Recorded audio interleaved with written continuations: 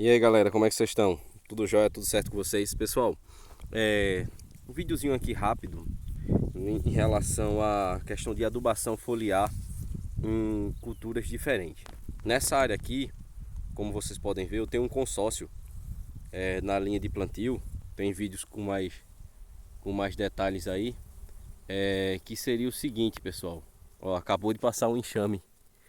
Acabou de passar um enxame aqui, pessoal, um revoado, um enxame de Apis mellifera. De abelha, né?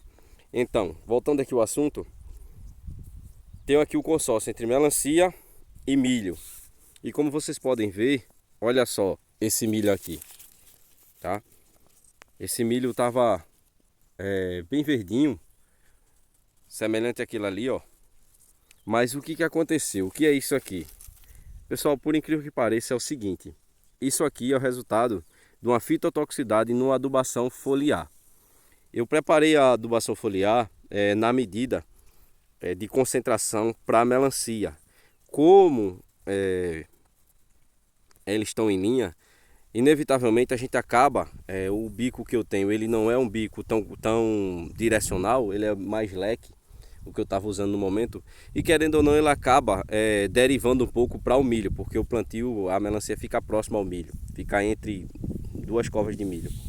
E aí o que que acontece? Veja só que a gente tem aqui uma fitotoxicidade. A planta vai recuperar, ela vai se nutrir, ela vai levantar, ela vai responder à adubação, mas ela não responde tão bem quanto a melancia. Veja que a melancia não houve queima nenhuma. Olha só, muito pelo contrário, ela respondeu super bem.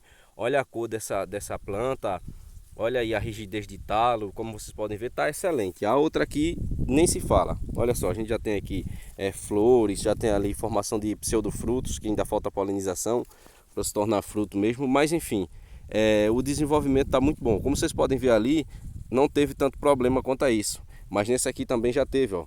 Tá vendo? Porque aqui a rama estava localizado junto dela. Quando eu passei aqui a cauda com o produto da adubação, né, os adubos de micronutriente, acabou tendo esse pequeno problema. Não chega a ser uma coisa que vá prejudicar a cultura, mas se fosse em uma quantidade de queima foliar maior, aí sim seria um problema. Por quê?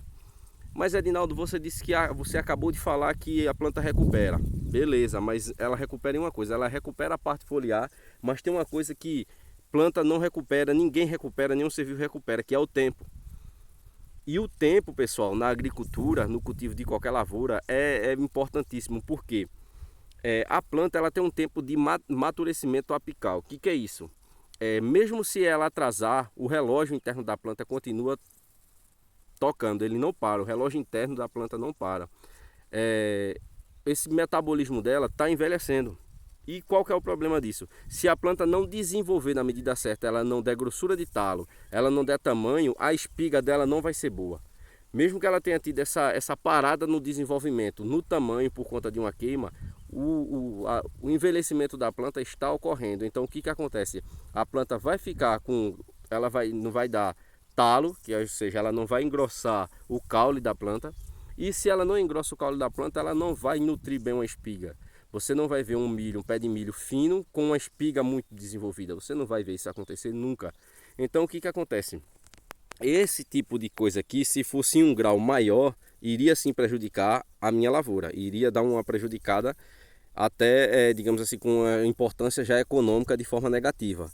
Então é por isso que é importante ter cuidado com a questão de dosagem. Nesse caso aqui, o ideal que eu já fiz é diminuir um pouco a dosagem indicada até para melancia, para que quando acontecer esse tipo de cruzamento aqui de culturas na hora da pulverização, o milho venha se beneficiar e não ser queimado. E eu, pessoal, previamente já tinha diminuído um pouco a dosagem. Na bomba, no pulverizador, né, na bomba costal de 20 litros, a medida seria 2 tampinhas da própria embalagem, dando um total de 50 ml para cada 20 litros, pela recomendação do fabricante. Para melancia, beleza. Para cucurbitáceas em geral, melancia, abóbora, abobrinha, primeira, ela reage super bem, não tem problema algum. Mas o milho ele é muito sensível, tá? Principalmente aqui nessa questão foliar, deve ser feita principalmente à tarde. E eu não tive um problema maior aqui porque eu já fiz isso aqui justamente à tardinha. Se você fizer isso aqui pela manhã e ficar esses nutrientes na folha, quando pegar o sol, vai queimar tudo, pessoal. Vai queimar, tem uma queima muito grande nessa parte foliar. E aí acaba sendo um atraso, acaba se tornando uma coisa negativa para a cultura, certo? Então se atentem a isso quando for fazer. Aconselho demais fazer a fertilização via foliar, tá? No cultivo da melancia. Mas tem um adendo aí, que vocês têm que ter cuidado para não ter a queima. Não sei se vocês conseguem perceber, em alguns pés a gente ainda consegue ver umas folhinhas meio amarelada e ela fica um pouco meio que esbranquiçada. Mas a planta já está reagindo bem, já pegou a clorofila, já voltou bastante. De forma geral ela já está se desenvolvendo e até respondendo um pouco bem ao adubo. E ainda tem outro problema, que se a folha teve queima, aquele produto acabou só ao invés de atuar como um fertilizante, ele atuou praticamente como um herbicida. Por quê? Ele fez uma queima no lugar da folha. A folha é o estômago da planta, então aquela folha parou de trabalhar. O adubo, na verdade, ali passou a agir de forma negativa. Ele não desenvolveu, mas sim ele travou, né, a planta. Então tem que ter esse cuidado, certo? Outra coisa que aconteceu aqui nessa minha área, é uma área que tem uma ventilação natural muito grande e complica mais ainda na hora de fazer como é que eu posso dizer, essa pulverização, tá? Vale a pena ter os dois, a cultura consociada? Sim, porque seria uma área onde eu teria só a melancia e o que vier do milho para mim é digamos assim, é um a mais, é uma rentabilidade a mais na área, o que o milho vier a me proporcionar. A adubação que eu vou fazer no milho vai ser da fertirrigação, vai ser praticamente a mesma adubação que eu iria fazer para melancia. Já que eu tenho um gotejador entre cada planta, eu aproveito ali e coloco uma cova com milho. Então fica aí mais uma dica. Vale a pena consociar, mas aí a gente precisa tomar alguns cuidados, tá? E mesmo sabendo, mesmo tendo conhecimento da técnica, tem coisa que sempre vai acontecer, é o tipo desse aqui. Eu já estou passando para vocês, porque quem for fazer, quando for pulverizar com a cauda fértil, né? A correção nutricional via foliar, tem que ter esse cuidado, tá certo, pessoal? Diminui um pouco a quantidade, a concentração, faz uma vez a mais a pulverização, mas evita fazer essa queima, tá? E mesmo assim, se acontecer, vai ser pouco, vai ser como nesse caso aqui, e não chega a travar a planta. Mas tem que ter cuidado quanto a isso, beleza? Forte abraço a todos, pessoal. Fiquem com Deus.